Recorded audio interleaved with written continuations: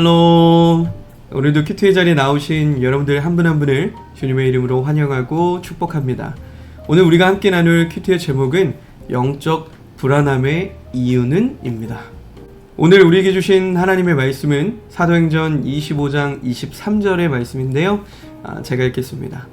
이튿날 아그리빠와 버니게가 크게 위험을 갖추고 와서 천부장들과 시중의 높은 사람들과 함께 접견 장소에 들어오고 베스도의 명으로 바울을 데려오니.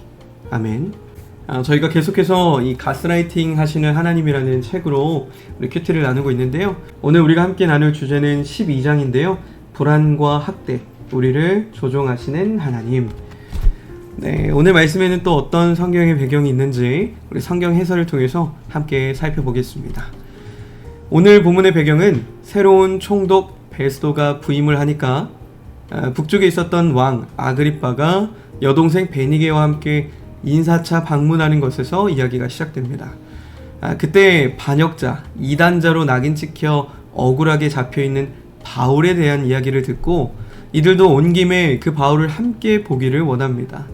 그래서 순식간에 이들의 모임이 성사가 되는데 거기에는 이스라엘 북쪽을 통치하던 아그리빠 왕, 그리고 여동생 버니게, 오늘 장소를 제공하는 남쪽 지방의 최고 통치자였던 베스도 총독, 그리고 천부장들과 같은 시중의 높은 사람들이 모두 이 접견 장소에 모이게 됩니다.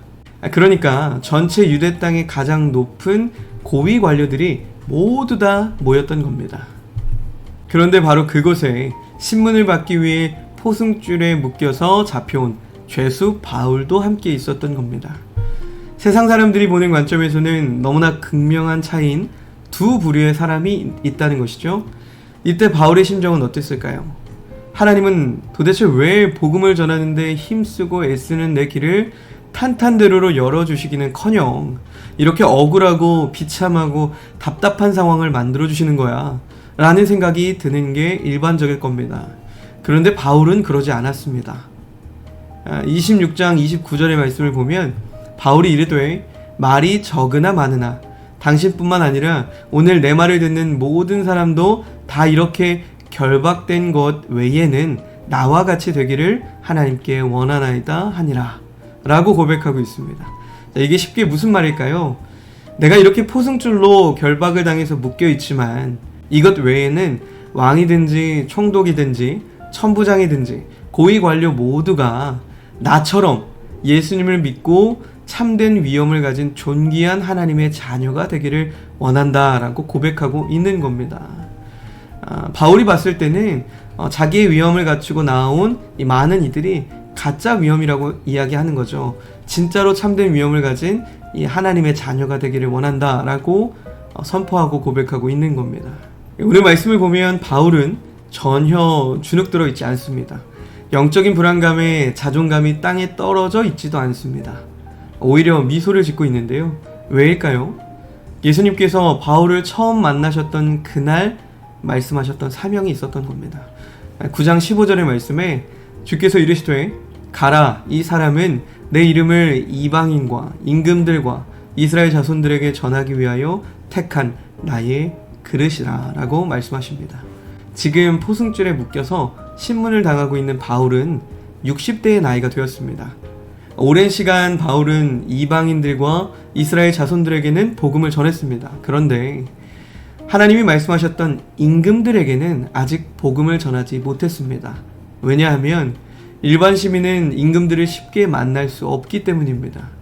그런데 놀라운 것은 오늘 이 모임에 그 임금들 모두가 한꺼번에 다 모여있다는 사실이었습니다. 하나님은 이렇게 놀라운 계획을 가지고 계셨습니다. 바울을 구원하실 그때부터 바울은 임금들에게 나의 복음을 전하게 하기 위해서 택한 나의 그릇이다 라고 하셨던 그 약속을 바울은 기억하고 있었던 겁니다. 세상의 관점에서 봤을 때는 지금 이 상황들은 그저 영적으로 불안하고 비참할 뿐입니다.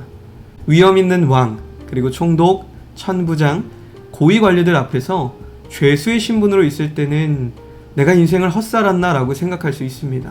하지만 바울은 내 관점이 아닌 하나님의 관점으로 삶을 재해석하고 있습니다. 우리도 오늘 하루 하나님의 무관심 때문에 벌어진 것 같은 그 불안한 상황들 속에서 하나님의 관점으로 삶을 재해석할 수 있기를 간절히 소망합니다. 그래서 결국에는 최후 승리를 얻게 하실 하나님께 영광을 돌리며 나아가는 우리 모두가 되시길 주님의 이름으로 간절히 축복합니다. 자, 이제는 묵상을 우리 삶에 적용해보는 적용하기 시간입니다. 질문을 한번 살펴보면 이 세상의 논리와 계산으로 우리의 삶을 해석했을 때 불안함과 비참함으로 하나님을 원망했던 순간들이 있나요? 자, 오늘 질문은 우리가 함께 나누고 있는 이 가스라이팅 하시는 하나님에서 다루고 있는 질문과도 같습니다.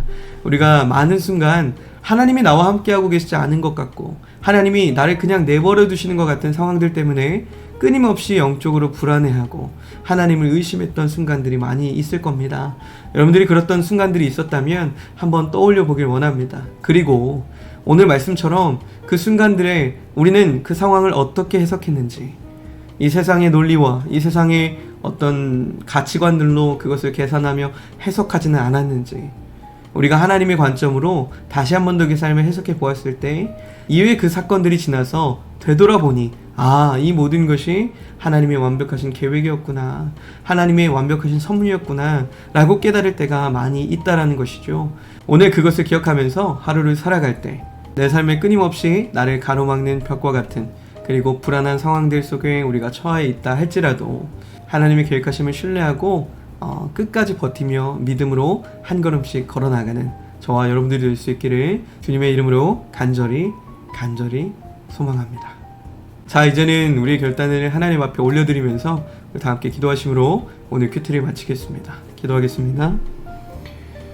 사랑의 하나님, 우리 삶에 해석되지 않는 많은 일들 때문에 주님을 원망했던 순간들이 많이 있습니다. 이제는 나의 관점이 아니라 하나님의 관점으로 세상을 재해석할 수 있는 분별력과 지혜를 허락해 주시옵소서. 예수님의 이름으로 기도합니다. 아멘.